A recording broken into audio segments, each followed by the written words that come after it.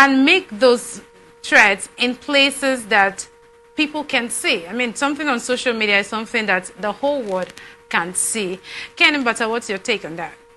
I think with the ascendancy of Donald J. Trump, the far right movement, the extremist movement of the far right of the Republican Party of the United States of America has reared an ugly head.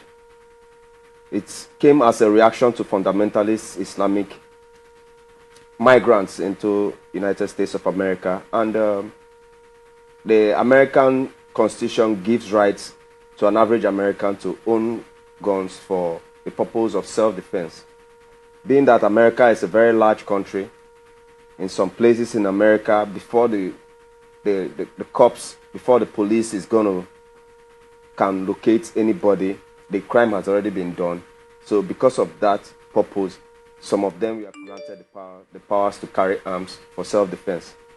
But with the ascendancy of Donald Trump, he kind of stoked up this feeling of distrust for strangers, for non-Americans, and it has led to those politicians supporting immigration rights and the right for anybody that wants to come and live in America to settle in America and live, and also follow their cultures.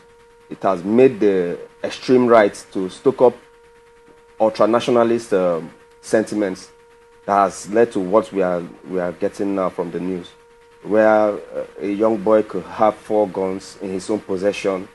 It doesn't seem right. In Europe, you hardly have such access to guns in that way, in that manner.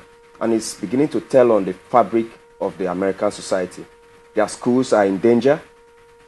Their shopping complexes are in danger because of unlimited and unbridled use of firearms. And I think this is just the beginning of it. If nothing is done to control the firearms and to control the ultra-nationalist movement in America, it's going to snowball into something very different.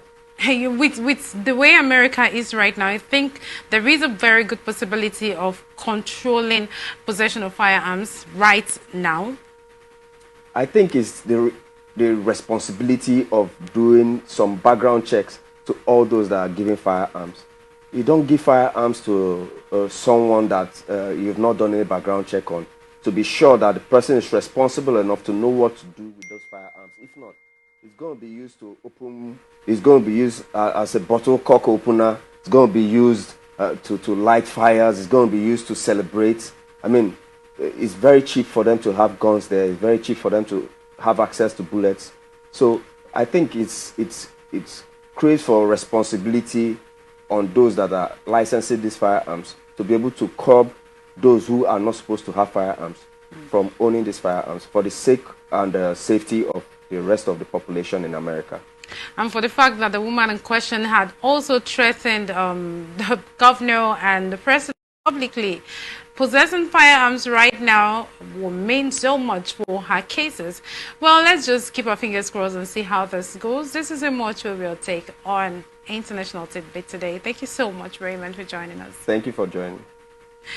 And thank you, our viewers, for being out there. I am Anita Obari. If you missed anything, you can follow us on our social media platforms, Twitter at Atlantic TV Net, Facebook and YouTube at Atlantic Television Network, Instagram and TikTok at Atlantic TV Network 1.